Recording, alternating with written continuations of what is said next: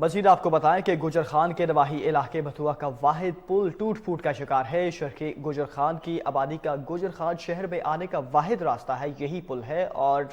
پل نیچے سے کھنڈرات کا منظر پیش کر رہا ہے جو کسی بھی وقت زیادہ پانی کے بہاؤ کی نظر ہو سکتا ہے، جس سے کافی زیادہ نقصان کا بھی خدشہ ظاہر کیا جا رہا ہے۔ اس حوالے سے گجر خان سے رپورٹ کریں گے راجہ فیصل خان۔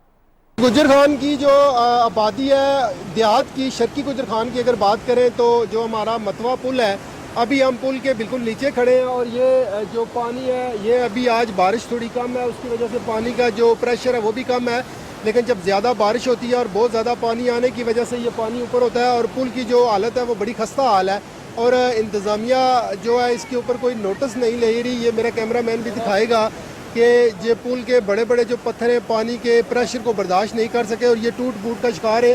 اور ابھی جو پل کی حالت ہے وہ بڑی خستہ حال ہے۔ یہ ابھی یہاں کے جو رہائشی ہیں ان سے جانتے ہیں کہ جی یہ پل ٹوٹ پھوٹ کا شکار ہے، آپ یہاں پہ کھڑے ہیں، یہ بڑا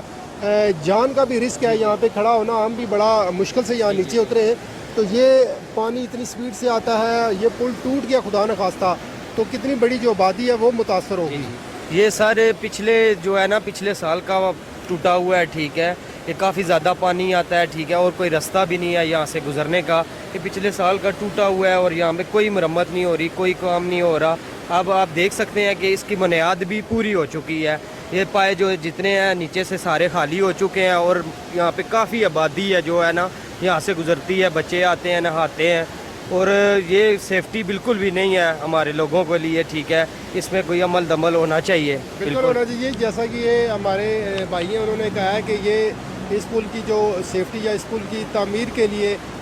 جو فی الفور نوٹس ہے وہ لینا چاہیے، تاکہ یہ پل خدا نخواستہ اگر کسی حادثے کا شکار ہوتا ہے تو یہاں پر بہت بڑی تعداد میں جانی اور مالی نقصان کا خدشہ ہے۔